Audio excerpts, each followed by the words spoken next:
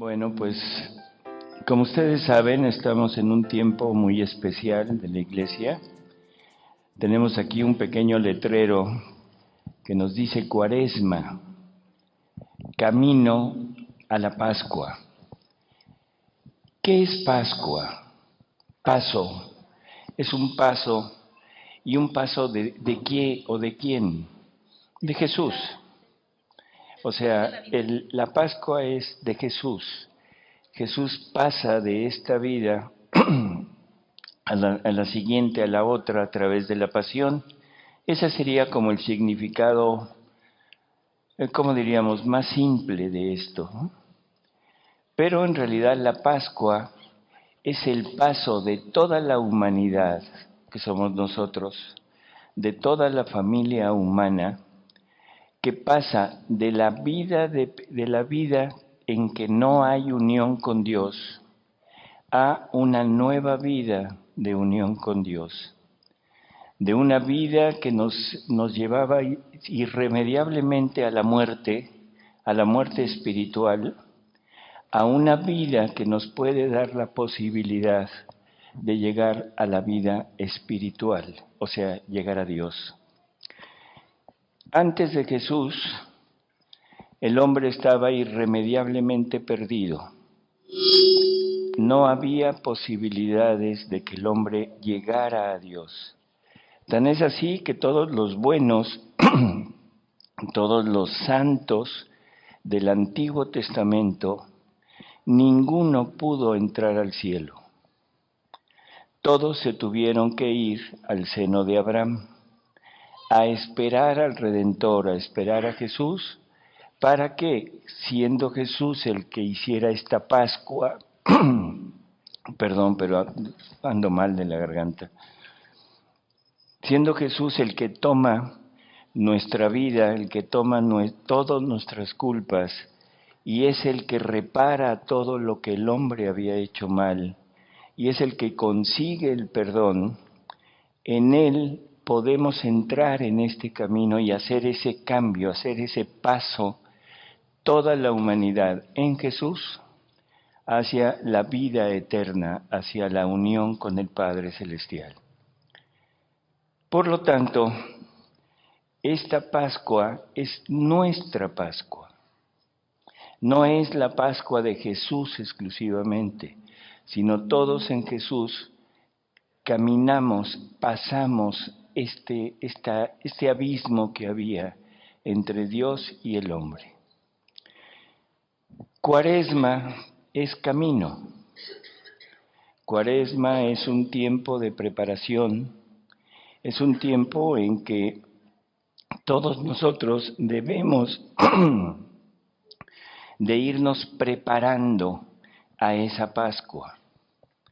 No solamente a la Pascua de Jesús, sino a nuestra Pascua en Jesús.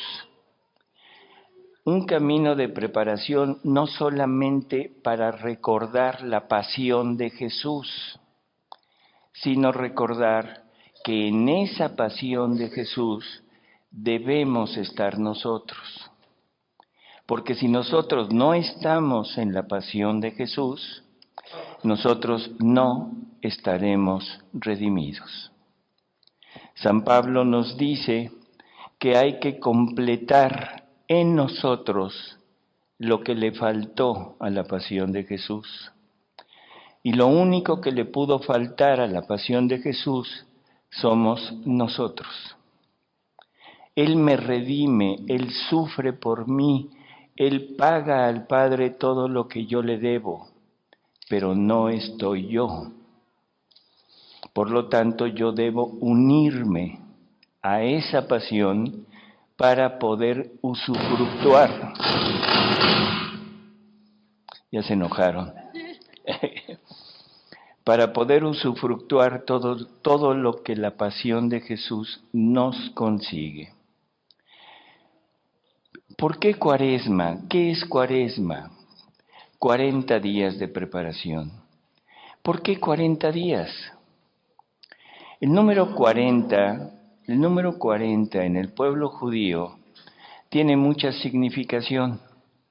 sea, tiene muchos significados y vamos a ir viendo cómo a través de toda la historia del pueblo judío, el número 40 tiene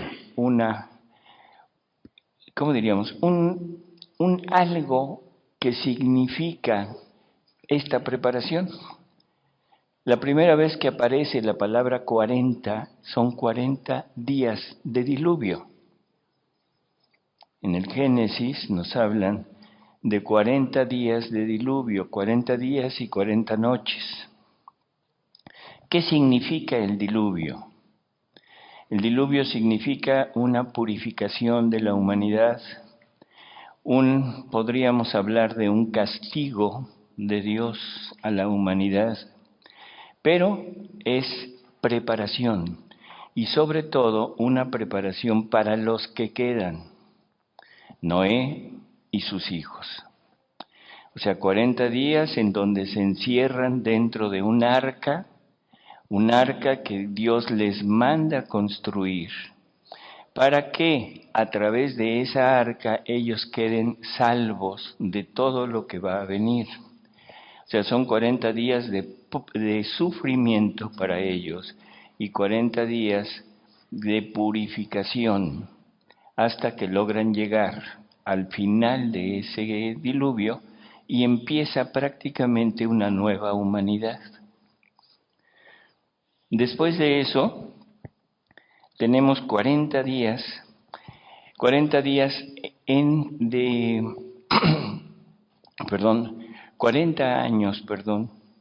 de peregrinación del pueblo judío a través del desierto. O sea, Moisés saca al pueblo de Israel de la esclavitud de Egipto y pasan 40 años de peregrinación. ¿Por qué 40 años? Porque son 40 años, la palabra suena fuerte, pero es de exterminio para todos aquellos que habían prevaricado, para todos aquellos que habían adorado a los becerros de oro que habían hecho el pueblo cuando Moisés se va al monte para estar con Dios. En el pueblo judío le exige a Aarón que les haga un dios y les hace un dios de oro para que lo adoren, y el pueblo adora a ese Dios mientras está Moisés recibiendo la ley. Castigo porque Dios le dice que ninguno de aquellos que adoraron al becerro de oro entrará en la tierra prometida. Por lo tanto, son 40 años para que todos aquellos que hicieron esa adoración al becerro no pudieran entrar, murieran en el camino. Y al mismo tiempo es 40 años de preparación para entrar para todos los nuevos, para todos los que estaban, para todos los que estaban prácticamente niños, son los que van a entrar a la tierra prometida. 40 días que pasó Moisés en el monte como preparación para el encuentro con Dios y que Dios le diera la tabla de la ley. 40 días que pasa Jesús en el desierto, al inicio de su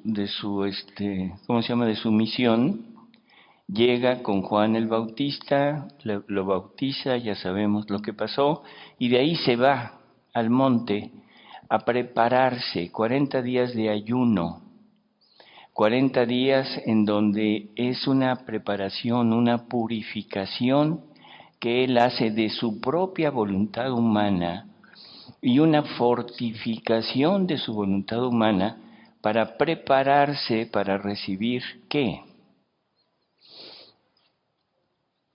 ¿Qué es lo que está preparando Jesús? Está preparándose para la tentación, porque al final de los 40 días es cuando se presenta el demonio y lo tienta. Y uno se pregunta, ¿el demonio podrá tentar a Jesús? ¿No? En su humanidad sí. ¡Wow! El demonio no se le puede acercar a Jesús. Pero recordemos que Jesús toma nuestra vida.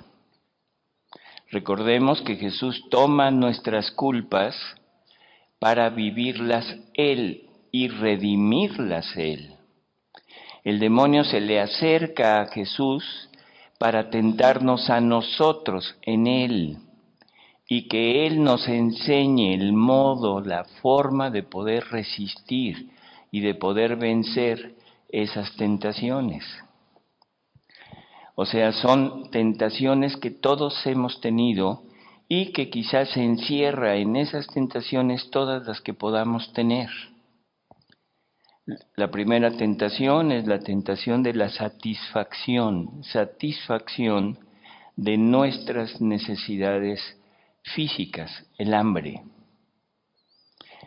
Y lo quiere llevar poco a poco para que haga uso de su poder, de su divinidad, para convertir una piedra en pan y satisfacer su necesidad. Esa tentación es para nosotros. Haz lo que puedas, haz lo que sabes, haz lo que sea necesario con tal de satisfacerte a ti mismo. Y eso es lo que hemos hecho. Y Jesús nos enseña cómo vencerlo. No solo de pan vive el hombre, sino de toda palabra que sale de la boca de Dios. Después de eso, lo lleva ¿a dónde? A tentar a Dios. Haz uso de tu, ¿cómo diríamos?, categoría de hijo de Dios para demostrarle a todo el pueblo que tú eres el elegido, que tú eres el hijo. Lánzate desde la punta del templo y los ángeles te van a sostener, te van a bajar sin que te hagas daño. Demuéstrale al pueblo quién eres y entonces te harán caso. ¿Esa tentación la hemos tenido nosotros?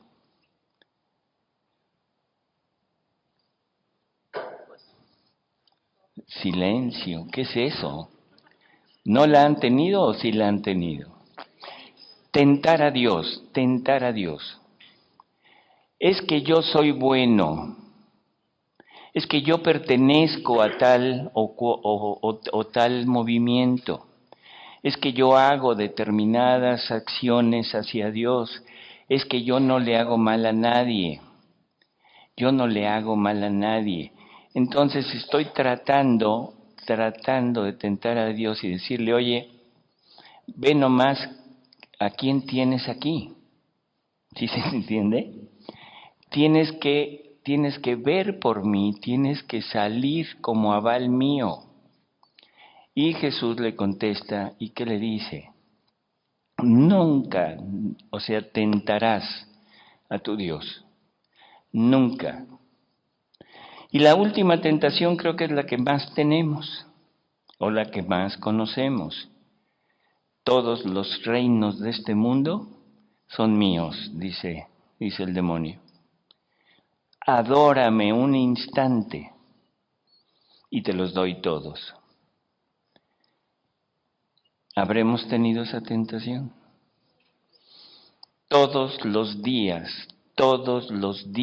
de nuestra vida hemos estado cediendo a esa tentación, porque hemos querido conquistar el mundo, hemos querido hacer de este mundo nuestro feudo, nuestro reino, a costa de lo que sea.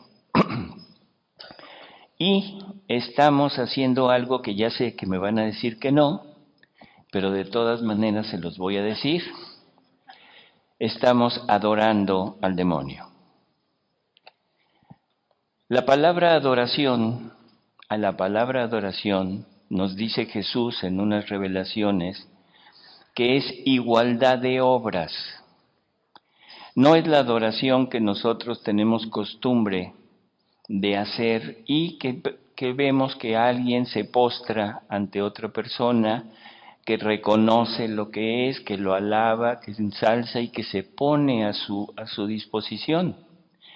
Esa adoración conscientemente no la hemos hecho, pero la adoración de igualdad de obras sí, porque la igualdad de obras con las obras de Satanás es Dios no me interesa y nada más es para mí. Cuando trabajamos, cuando tenemos un negocio, cuando hacemos algo, siempre vamos buscando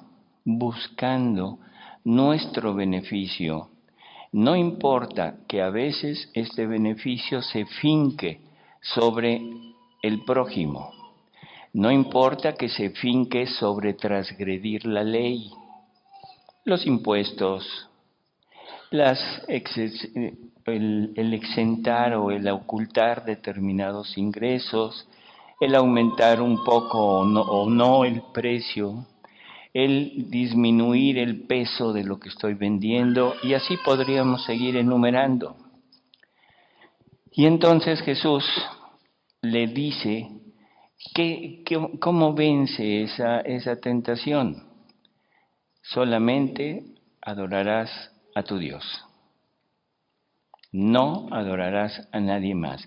O sea, nunca te iguales en obras al mal, sino siempre adhiérete al bien.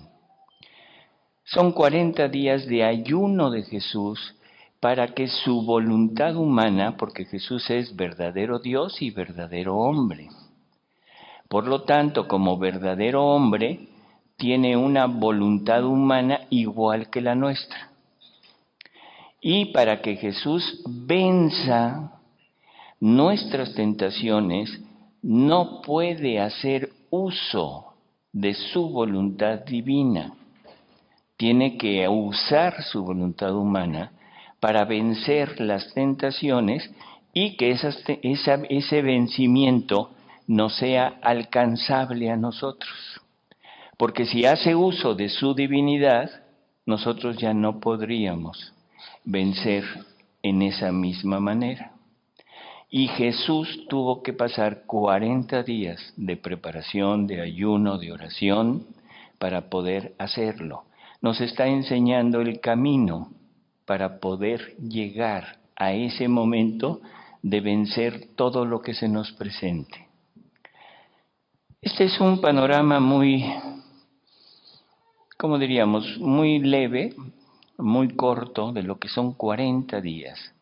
40 días permanece Jesús después de resucitado, para enseñar, para fortificar a sus apóstoles, para decirles, esto es realidad, para seguirlos enseñando, para seguir poniendo sus leyes, sus reglas, para que sus discípulos, que son los apóstoles y que ahora son nuestros sacerdotes, nuestros obispos, que sean los que sigan el camino de Jesús, lo que Jesús trazó, para que nosotros podamos recibir todo lo que Jesús nos deja en su pasión.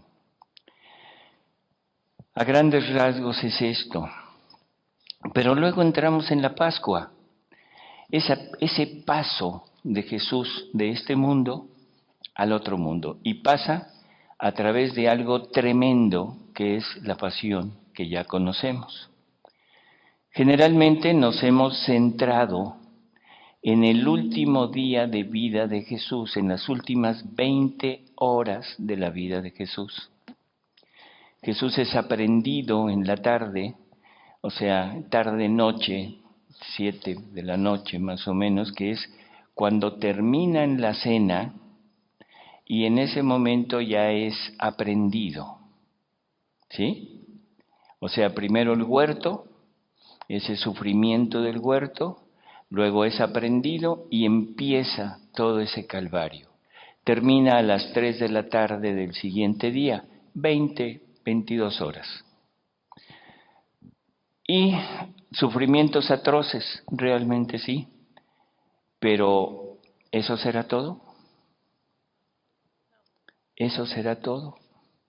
O sea, Jesús, Verbo eterno, viviendo en este mundo 34 años, 33 de vida y el embarazo, o sea, 34 años en términos de cerrarlo.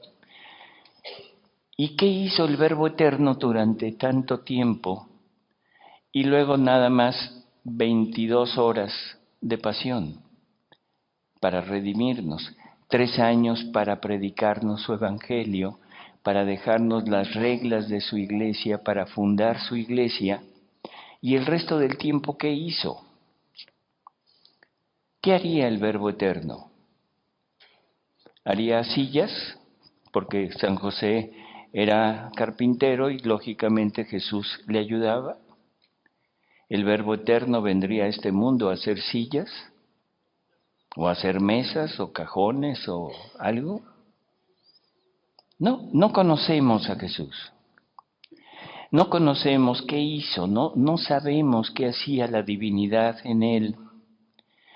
Esto es uno de los puntos que vamos a tratar de ir enseñando, de ir mostrando qué hacía este Verbo eterno en él, la divinidad en él, y sobre todo, ¿para qué lo hacía? Porque aquí lo importante es el por qué hace las cosas. Todos hemos centrado la idea de la pasión de Jesús como salvación. ¿Estaríamos de acuerdo? Todos queremos hacer uso de esa pasión de Jesús para salvarnos. Y entonces, la pregunta, o sea, que salta luego a la mente es, ¿por qué tanto sufrimiento? ¿Por qué tanto sufrimiento para conseguir el perdón del Padre? ¿Nunca se lo han preguntado? ¿Nunca se han preguntado el por qué el Padre manda a su Hijo a sufrir tanto de lo que vemos nada más para que Él decida perdonarnos? ¿No qué? Él vino a rehacer nuestra vida de toda la humanidad y entregársela a Dios Padre. Correcto. No viene nada más a conseguir el perdón, viene a rehacer nuestra vida. Y este rehacer nuestra vida tiene un significado enorme que ahorita vamos a ir entrando en esto. No es solamente el perdón, sino es el rehacer, el pagarle al Padre por todo lo que nosotros no hemos hecho y no le hemos pagado al Padre. ¿Le deberemos algo al Padre? ¿Qué le debemos? Le debemos amor, le debemos la honra, le debemos la adoración, le debemos, ¿qué más? ¿Mande? Obediencia, gratitud, en fin, le debemos mucho, pero sobre todo, ¿qué le debemos? Son deudas divinas, porque el hombre fue creado para algo muy especial, que es lo que vamos a ir viendo, y que el hombre no podía pagar. Por lo tanto, el único que podía pagar esa deuda que el hombre tenía era una humanidad que fuera divina, que es la de Jesús. Lo único que debía pagar el hombre era vida divina. El hombre fue creado para compartir con Dios su vida y para darle a Dios una retribución en amor igual que la que Él nos da. El hombre fue creado para ser amado por Dios, pero también para amar a Dios, pero en la misma medida. Dios quería amar al hombre plenamente, pero en Dios el amor es darse. Por lo tanto, cuando decimos que Dios quiere amar al hombre, es que Dios quiere darse al hombre y que el hombre lo pueda recibir. Pero somos finitos, somos muy pequeños y Dios es infinito. No nos cabe Dios en nosotros. Por lo tanto, ya no tenemos esa capacidad de poderlo recibir. Y al mismo tiempo Él quería que lo amáramos, pero que lo amáramos a la par con Él. O sea, que Él nos ama, nos da vida divina y Él quería que nosotros lo amáramos y le diéramos vida divina. Pero no la tenemos.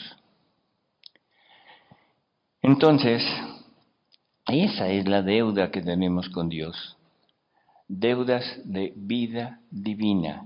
Porque cuando decimos no amé a Dios, estoy pensando en el amor humano, en este amor que nosotros profesamos y lo profesamos a todo. Amo a mi prójimo, amo a mis padres, amo a mi cónyuge, amo a mis hijos, amo a mis amigos, amo a mi perro, amo a mi coche, amo mis cosas, amo mi trabajo. Y pensamos que ese amor como que lo podríamos dirigir también hacia Dios. No, es darse completamente, pero darse una vida divina. Para entender la pasión de Jesús debo entender quiénes somos. Si yo no entiendo qué fue lo que Dios creó en nosotros, nunca voy a entender la pasión de Jesús y nunca voy a poder pagarle en totalidad. Por lo tanto, necesitamos entrar en este camino de entender quién es el ser humano. Si no entendemos esto, les digo, la pasión de Jesús me queda como un recuerdo y como un compadecerme de un Jesús, bueno, aquí ya está glorioso, de un Jesús crucificado. Y me conduelo y me siento mal por todo lo que sufrió, pero nunca voy a entender el por qué. Así que vamos a tratar de entrar a entender por qué fui creado y cómo fui creado. Les voy a hacer una pregunta y yo quisiera que las personas que nunca han oído de Divina Voluntad fueran las que me contestaran. ¿Quién nunca ha oído de Divina Voluntad? ¿Usted? ¿Usted? ¿Usted? ¿Usted? Le van levantando de uno en uno. A ver, todos. Todos juntos. Bueno, son pocos, pero de todas maneras creo que vale la pena repasarlo. ¿Quién es el primer hombre creado?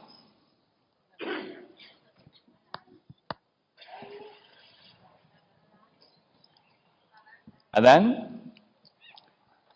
Bueno, ¿alguien más? ¿Se unen a esa respuesta? ¿Sí? Dije personas que no conocen. No. No, el primer hombre creado es Jesús. El primer hombre creado es Jesús. Y eso nos lo dice San Pablo.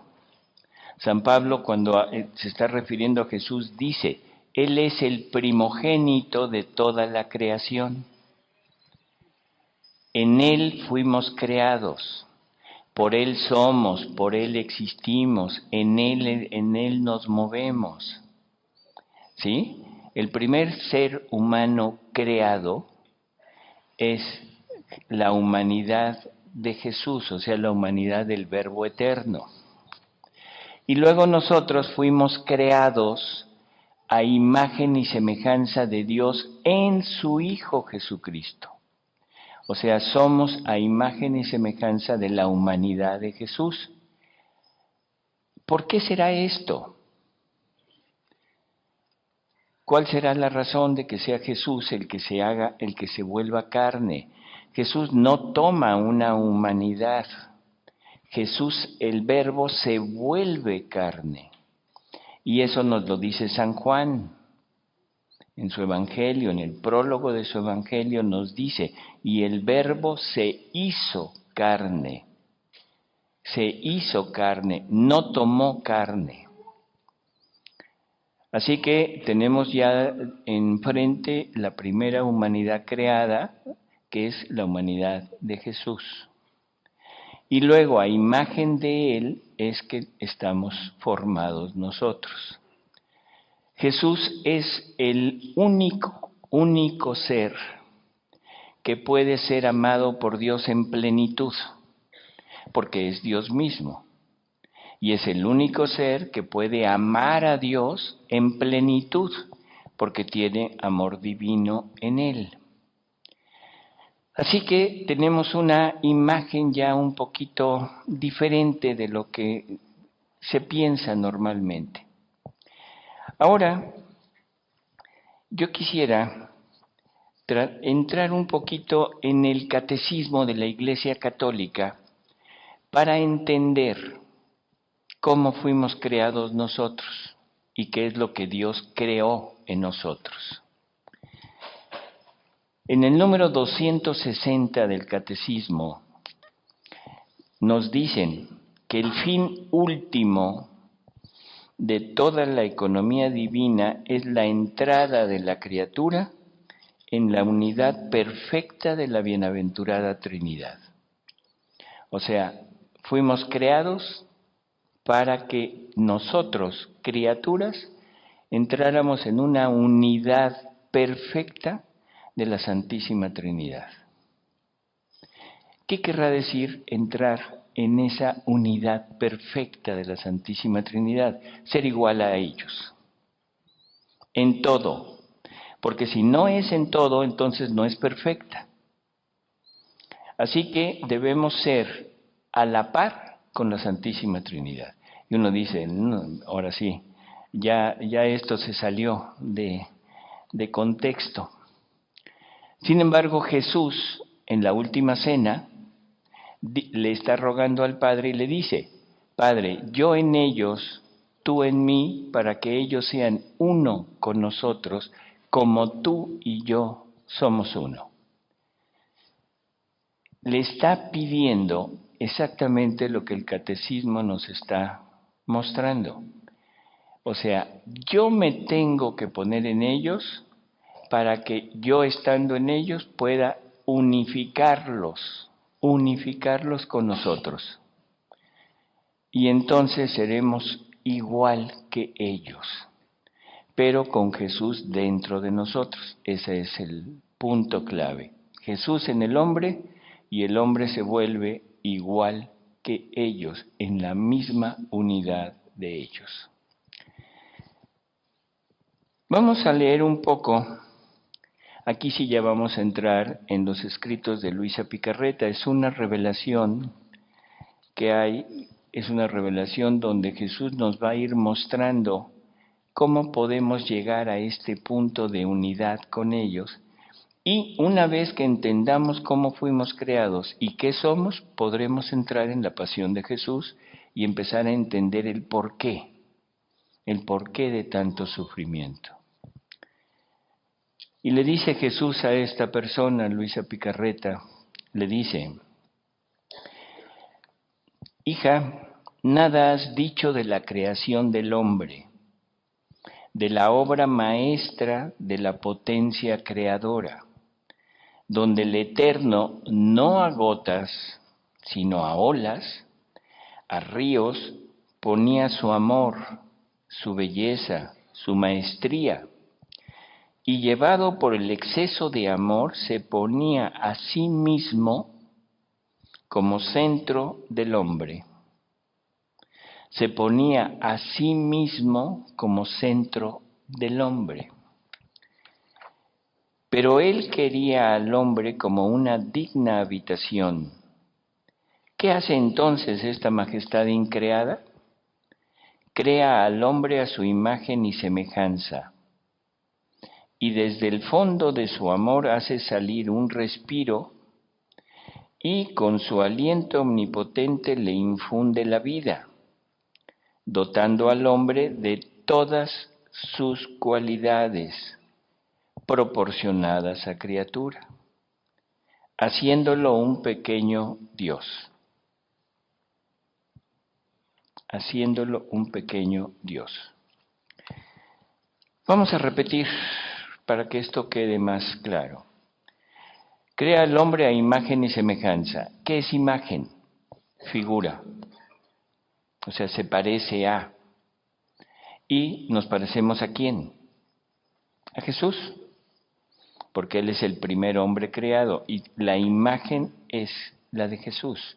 Tenemos cabeza, tenemos ojos, tenemos nariz, tenemos manos, tenemos pies y Jesús tiene todo eso. Somos imagen de Él. Y la semejanza no es lo mismo. La semejanza es en el actuar. Actúa semejante a. El niño es como es semejante a la mamá o al papá en sus actitudes. Entonces, lo que está diciendo es que el hombre debería de ser otro Jesús, tanto en lo físico, en la apariencia, como en el actuar. Y para poder actuar igual que Jesús, se necesitaba que el hombre fuera divino, porque Jesús es divino. Por eso sigue diciendo, y desde el fondo de su amor hace salir un respiro y con su aliento omnipotente le infunde la vida, dotando al hombre de todas sus cualidades, proporcionadas a criatura, haciéndolo un pequeño Dios. ¿Qué nos dice el Génesis de cómo fue creado Adán? Después de que forma la figura, la estatua aquella, se infunde Dios con un soplo, ¿sí? Y es Dios mismo que se pone en el hombre como vida, como vida. Y el hombre, ese primer hombre, Adán, es igualito que la humanidad de Jesús que vendrá posteriormente, porque en su interior tiene a Dios. Y lo tiene como vida, ¿sí? Dice, así que todo lo que ves en lo creado es nada en comparación a la creación del hombre. Basta decir que miró al hombre creado y lo encontró tan bello que se enamoró de él. Y celoso de su portento, él mismo se hizo custodio y poseedor del hombre y dijo, todo lo he creado para ti. Te doy el dominio de todo, todo es tuyo, pero tú serás todo mío. Eso es interesante. Todo lo creado es para nosotros, pero nosotros somos para Dios. Nosotros fuimos creados para ser de Dios, para que Dios pudiera seguir habitando en el hombre. Ese insuflo, ese soplo divino donde Dios se pone en el hombre, es lo que Dios quería, habitar en el hombre, obrar a través del hombre, convivir con el hombre, amar al hombre y ser amado por el hombre. Esa era la finalidad de Dios, ese era el hombre, ese era el ser humano, el verdadero ser humano. ¿Se entiende esto? ¿Se entiende cuál era la finalidad y cuál era la verdadera naturaleza del hombre? El hombre era trino, igual que Jesús. Una naturaleza humana, física, una naturaleza espiritual creada, el alma, el espíritu y las tres potencias del alma, que también las tiene Jesús, pero también tenía una divinidad, que no era parte del hombre, sino le había sido dado por Dios, que Dios quería habitar dentro del hombre, para convivir con el hombre. Ese es el verdadero hombre. ¿Qué pasó? Todos conocemos el relato del Génesis. ¿Qué hace Adán? falla en la prueba. La prueba era para confirmarle a él la posesión de aquel don que le había sido dado y una vez confirmado ya le pertenecía a él y ya lo podía transmitir a los demás. Pero el hombre falla, el hombre se sale del plan de Dios y entonces es lo que nosotros conocemos como pecado original y Dios se sale del hombre. La finalidad que el hombre tenía ya no se puede llevar a cabo. El hombre ya no puede seguir amando a Dios con amor divino porque ya no lo tiene, ya no puede ser semejante a Dios porque Dios no está con él. Y eso es lo que el hombre pierde, pero el que más pierde es Dios. El pecado original tiró al hombre, sí, pero también tiró a Dios, porque Dios ya no pudo seguir habitando en el hombre, porque el hombre lo rechazó. ¿Sí podríamos más o menos entender eso? Es algo que quizá nunca habíamos visto esta parte, pero es Dios mismo quien sufre los efectos del pecado original. Es Dios quien es expulsado de su criatura.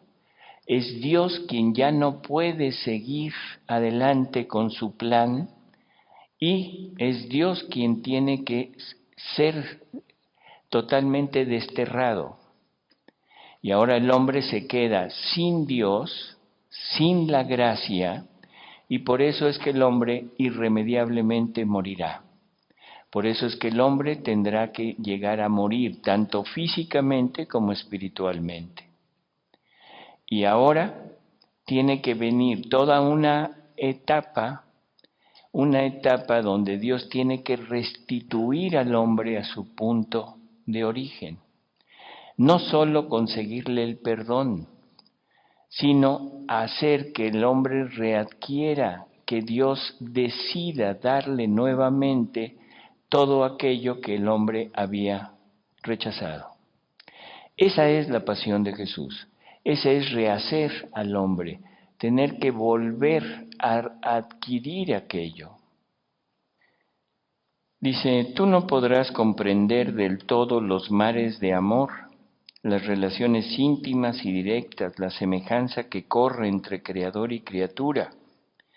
Ah, hija de mi corazón, si la criatura conociera cuán bella es su alma, cuántas dotes divinas contiene, y cómo entre todas las cosas creadas sobrepasa a todo en belleza, en potencia, en luz, tanto que se puede decir es un pequeño Dios y un pequeño mundo que todo en sí contiene.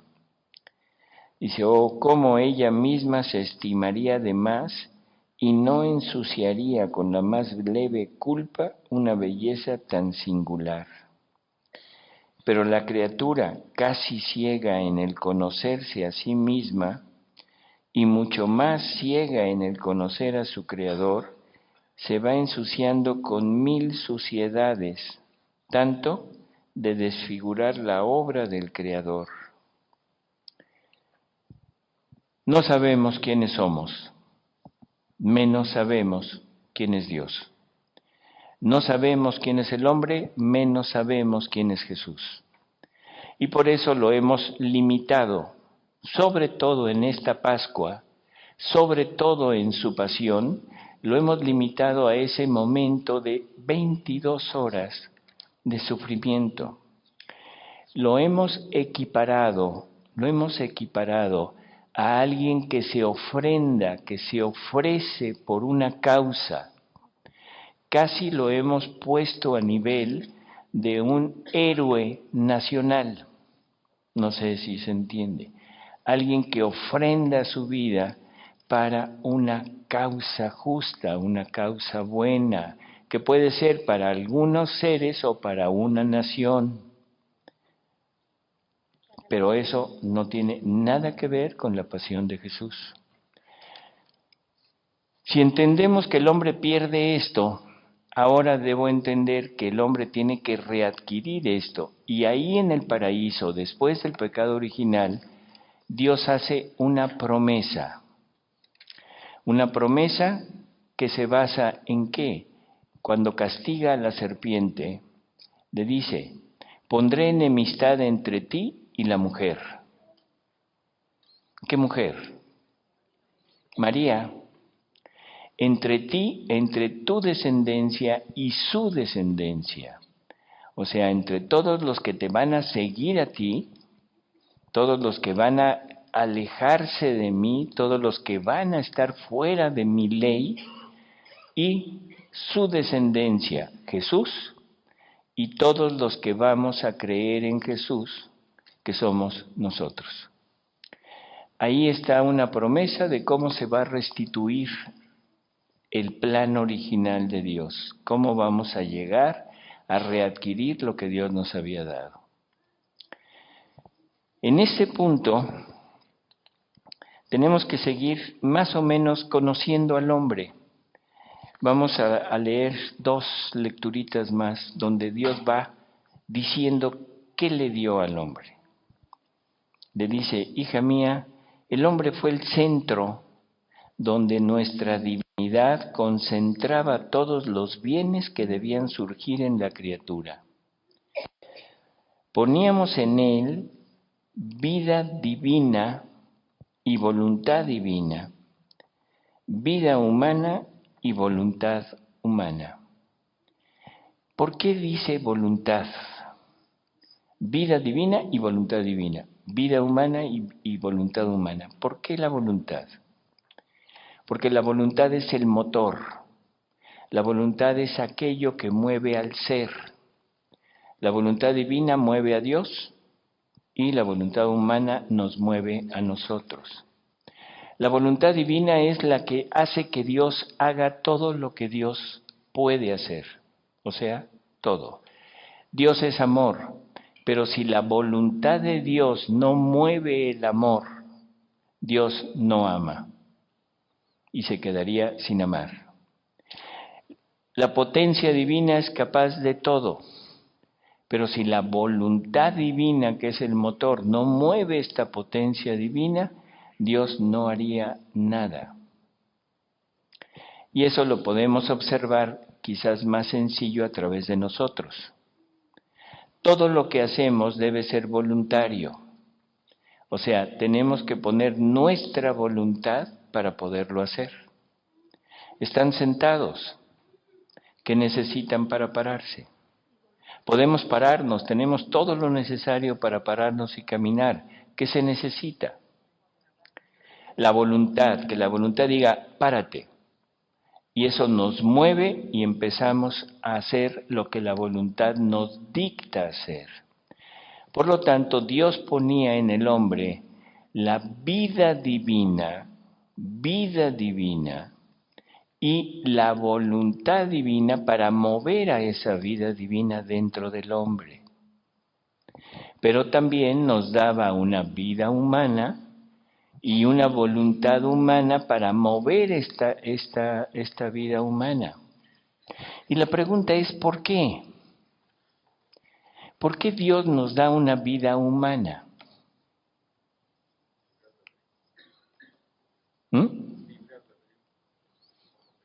Por eso, ¿por qué? ¿Cuál es la causa?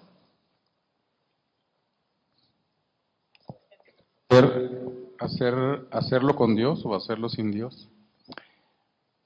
Por eso, Dios, si nos fijamos un poquito, Dios nos está dando el instrumento para decirle no.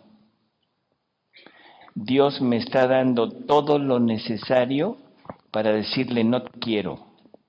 O sea, aléjate de mí, vete de mí. Entonces, como que es curioso esta postura de Dios.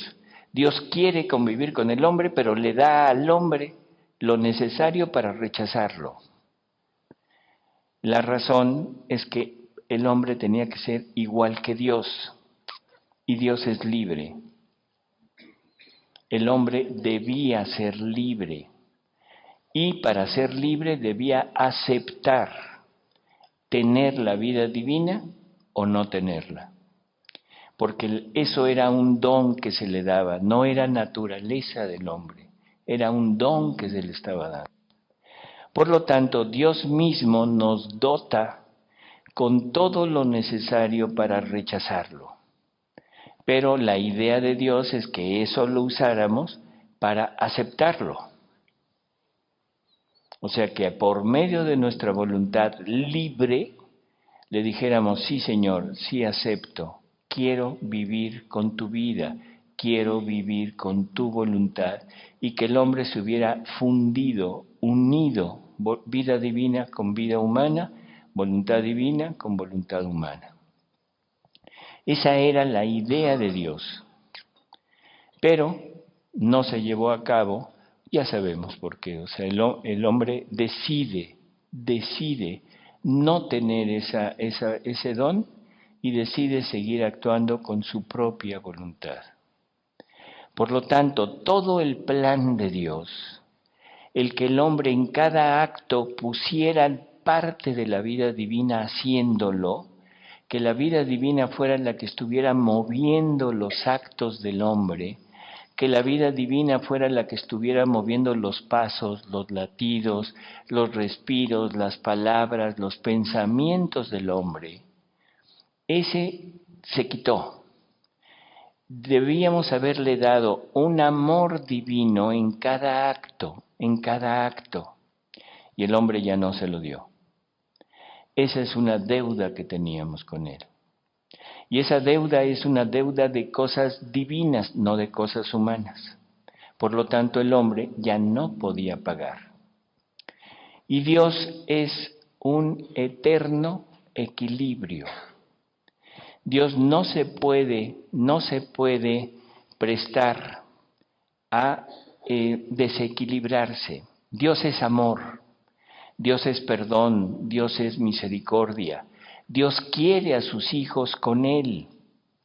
Podría haber usado esto, el amor, la bondad, la misericordia, el perdón, y haber dicho, sí, los perdono. Pero también Dios es justicia. Y tan infinito es el amor, tan infinito es el perdón, tan infinita es la misericordia, como infinita es la justicia. Por lo tanto, la justicia tenía que quedar equilibrada.